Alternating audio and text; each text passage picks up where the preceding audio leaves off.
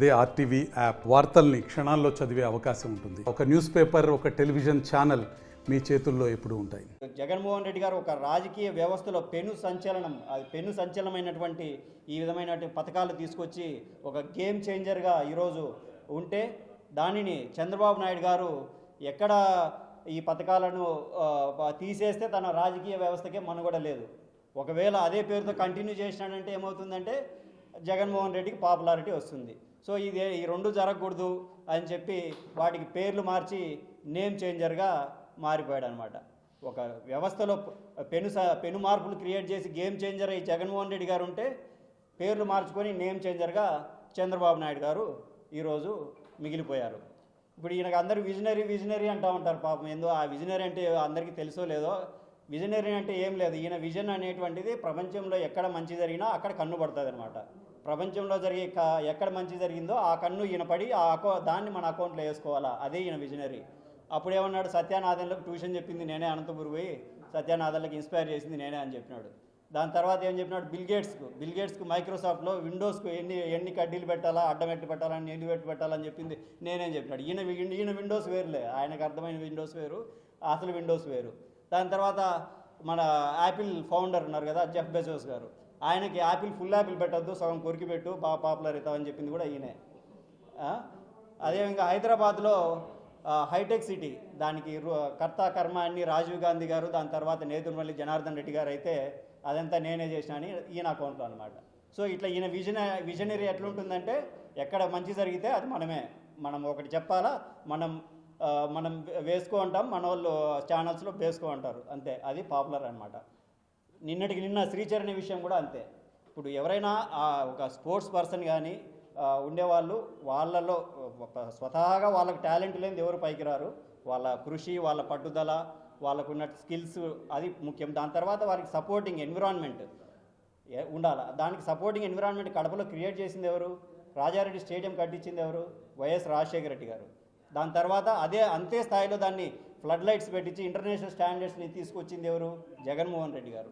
దాని తర్వాత ఆర్ట్స్ కాలేజ్లో రన్నింగ్ ట్రాక్ని దాని తర్వాత మొత్తం చేసి లైట్స్ చుట్టూ ఎన్విరాన్మెంట్ని ఒక జాగర్స్కి కానీ యోగాలు చేసే వాళ్ళకి కానీ మంచి క్రియేట్ చేసింది ఎవరు? జగన్మోహన్ రెడ్డి గారు. మున్సిపల్ స్టేడియంలో హాకీ స్టేడియం కానీ ఇవన్నీ కట్టించింది. అంటే ఒక స్పోర్ట్స్కి సంబంధించి ఆడే ఆటగాళ్ళ కోసం వాళ్ళ ప్రాక్టీస్ చేసుకునే ఎన్విరాన్మెంట్ని క్రియేట్ చేయాలి. ఆ ఎన్విరాన్మెంట్ని క్రియేట్ చేస్తే కదా వాళ్ళకి ఎంకరేజ్ చేయడం అవుతుంది. అట్లా కాకపోయి స్టేడియంలోకి పోయి నేను అరిసింటేనే శ్రీచరణి బౌలింగ్ వేసింది, అరిసి నాకు గొంతు పోయిందని. ఈయన ఆడో స్టాండ్స్లో కూర్చోన్నాడు, నారలోకి స్టాండ్స్లో కూర్చొని శ్రీచరణికి పోయి అరిసింటే ఆమెకి వినపడిందంట, ఆమెకు వచ్చి ఎంకరేజ్ ఈయన చేసినట్ట, వచ్చి మళ్ళీ నాకు గొంతు పోయిందని చెప్పి చెప్పుకోవడం. సో ఇది ఏంటంటే ఒకటి మంచి చేయరు, ఏ అవకాశం వచ్చింది కదా దాన్ని మనం వాడుకోవాలా అనేంత విధంగా వీరు పాలన జరుగుతూ ఉంది. ఇంకా మరొక విషయం, పులివెందుల మెడికల్ కాలేజీకి సంబంధించి గత 3 రోజుల కింద మనం అందరం చూడడం జరిగింది. అక్కడ ఉన్నటువంటి సామాగ్రి అంటే అంతా తరలించడం వీళ్ళే మొదలు పెట్టినారు. ఫస్ట్ ఏం చెప్పినారు, అక్కడ బిల్డింగులే లేవు అని చెప్పినారనమాట. తర్వాత అందరం వెళ్ళి బిల్డింగులు చూపించినాం, మూతి కదరా స్వామి ముడ్డి చూపిస్తున్నారు, మీరు చూపించండి అన్ని మొత్తం బిల్డింగులన్నీ చూపించినాం.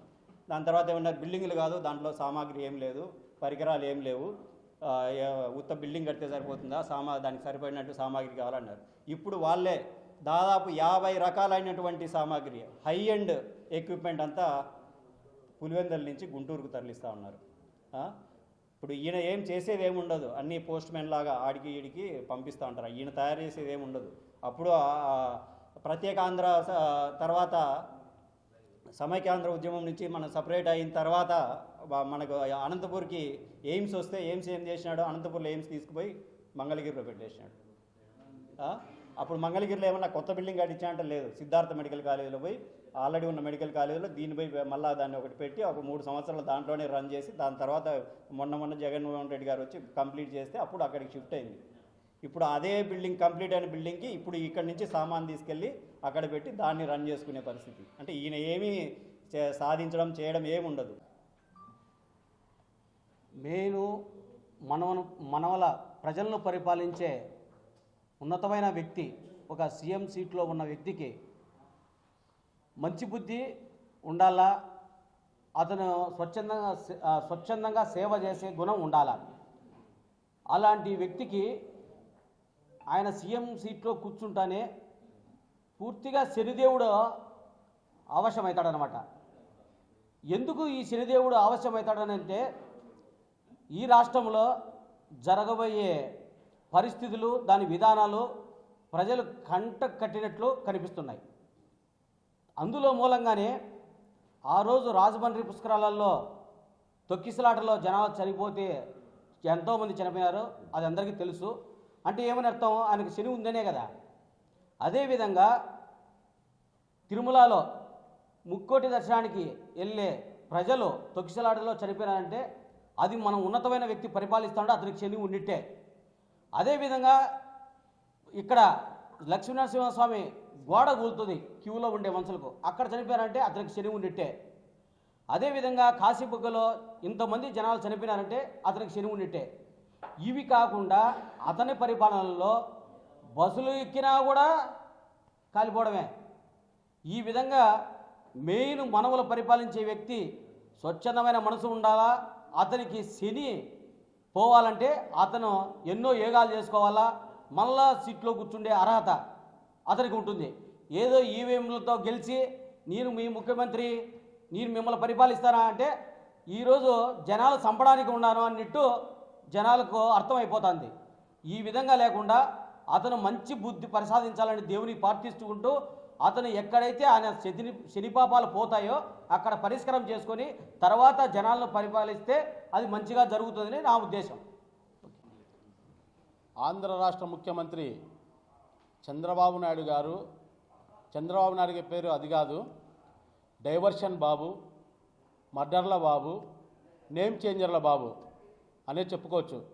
ఈరోజు చూస్తుంటే జగనన్న ప్రవేశపెట్టినటువంటి పథకాలు ఏమైతే ఉన్నాయో అదే పథకాలని యాజ్ ఇట్ ఈజ్గా నేమ్ చేంజ్ చేసి పెట్టడాన్ని నేమ్ చేంజర్ అని అంటారు. అదేవిధంగా ఈరోజు రాష్ట్రంలో ఎక్కడ చూసినా గుళ్ళు గోపురాల దగ్గరికి వెళ్ళినా ప్రజలు చనిపోవడం, బస్సులలో ప్రయాణం చేస్తున్న ప్రజలు చనిపోవడం చూస్తుంటే ఇప్పుడు మా నాగరాజు గారు చెప్పినట్టుగా ఆయనకు నిజంగానే శని ఉంది. ఆ శని మన ప్రజలకందరికీ చుట్టుకుంటుంది. అదేవిధంగా నేను చంద్రబాబు నాయుడు గారిని ఒకటే అడుగుతున్నా. విజయవాడ ఎంటర్ అవుతానే ప్రజలకు కనపడేది ఒకటి అమ్మవారు, రెండోది భారత రాజ్యాంగ నిర్మాత డాక్టర్ బిఆర్ అంబేద్కర్ గారు. ఎంతో శ్రమించి జగనన్న పట్టుదలతో అంబేద్కర్ గారి విగ్రహం కులమతాలకు అతీతంగా, పార్టీలకు అతీతంగా ఎవ్వరు కూడా ఏమైనా అనుకోని అనే ఉద్దేశంతో 125 అడుగుల ఎత్తున భారత రాజ్యాంగ నిర్మాత డాక్టర్ బిఆర్ అంబేద్కర్ గారి విగ్రహాన్ని ఏర్పాటు చేస్తే అక్కడ ఉన్నటువంటి మ్యూజియం అయితేనేమి, అంబేద్కర్ గారి చరిత్ర తెలుసుకోవాలి. చాలామంది విద్యార్థులకు తెలియకపోవచ్చు, వాళ్ళకి తెలిసేలా ఒక మ్యూజియంని ఏర్పాటు చేసి సుందరీకరణంగా ఒక పార్కు, ఆహ్లాదకరమైన ప్రదేశాన్ని ఏర్పాటు చేస్తే ఈరోజు విజయవాడలో పారిశుద్ధ కార్మికులు లేరా? అక్కడ సెక్యూరిటీ లేదా? కనీసం జగనన్న అంబేద్కర్ గారి విగ్రహాన్ని ఆంధ్ర రాష్ట్రంలో ఏవనిగా చేశారు, ఆయనకే ఆ పేరు దక్కుతుందని కక్ష సాధింపుతో తల దించుకోవాల్సి వస్తుందని చంద్రబాబు నాయుడు దాన్ని ఎలాగైనా కానీ మనం డెవలప్మెంట్ చేయకూడదని దురుద్దేశంతో ఈరోజు అంబేద్కర్ గారి విగ్రహం దగ్గర ఎంత దారుణంగా చెత్త ఉందంటే అంత దారుణంగా చెత్త వేసినారు. కనీసం అది చంద్రబాబు నాయుడికి తెలీదా? అక్కడికి పంపించి పారిశుద్ధ్య కార్మికులు ఉన్నారు. విజయనగరం రాజధాని అది, ఎంతమంది పారిశుద్ధ్య కార్మికులు ఉంటారు అక్కడ. ఆ విగ్రహం దగ్గర చుట్టు పరిసర ప్రాంతాలలో ఎక్కడే కానీ క్లీన్ చేద్దామనే ఉద్దేశమే లేదు. కేవలం చంద్రబాబు నాయుడు జగన్ గారికి ఎక్కడ పేరు వస్తుందో, జగన్ గారు కట్టించినటువంటి అంబేద్కర్ గారిని ప్రజలంతా, దళితులంతా జగన్మోహన్ రెడ్డి గారి పక్షాన మారిపోతారేమో అని దురుద్దేశంతోనే ఈ విధంగా చేస్తున్నారు. చంద్రబాబు నాయుడు గారికి ఒకటే చెప్తున్నా, మీరు అంబేద్కర్ గారి విగ్రహం ముందు క్లీన్ చేయకపోయినా, చేసినా రాజ్యాంగాన్ని అవమానపరిచినట్టేనని ఈరోజు నేను చంద్రబాబు నాయుడికి తెలియజేస్తున్నా.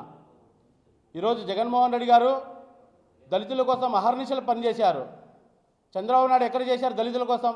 రాష్ట్రంలో ఎక్కడ చూసినా దళితులను అవమానపరచడమే. ఇలాంటి నీచమైన బుద్ధి మానుకోవాలని చంద్రబాబు నాయుడికి, పవన్ కళ్యాణ్ గారికి తెలియజేస్తున్నా. మరిన్ని వీడియోస్ కోసం ఛానల్ ని సబ్స్క్రైబ్ చేయండి. లేటెస్ట్ అప్డేట్స్ కోసం వాట్సాప్ ఛానల్ ని ఫాలో చేయండి. అండ్ లింక్ డిస్క్రిప్షన్ లో ఉంది.